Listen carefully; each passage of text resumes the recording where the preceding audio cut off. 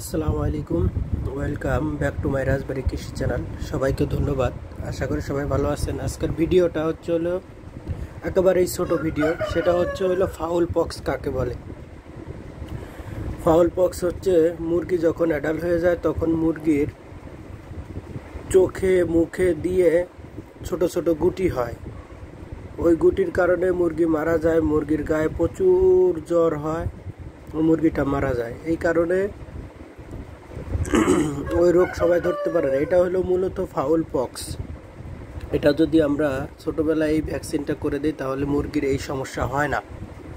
ভ্যাকসিনটা হলো আপনি যখন প্রাণী সম্পদ অধিদপ্তর অথবা কোনো ফার্মেসি থেকে নেবেন তখন অবশ্যই এই ভ্যাকসিনটা কোনো খাবারের পানিতে না, কোনো ইঞ্জেকশনের মাধ্যমে দেওয়া হয় না। এটা হলো বাস ডানায় খালি সুচ ফুটিয়ে দেওয়া।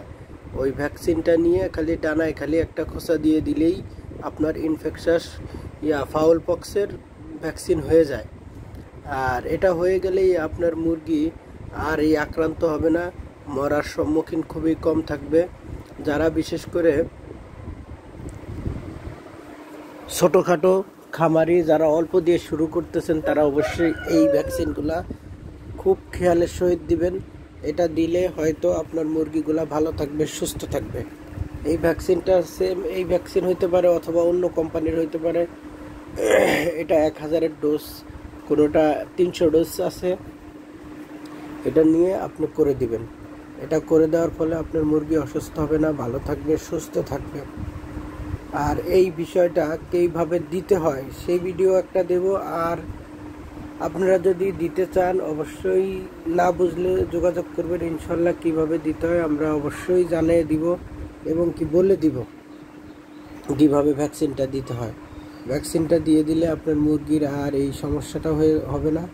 আসলে মানুষের থেকে মুরগির বেশি রোগবালাই হয়, আর এদের ভ্যাকসিনেশনটা খুব ভালো করে করলে মুরগির কোনো খামারই লস খাবে না আশা করি।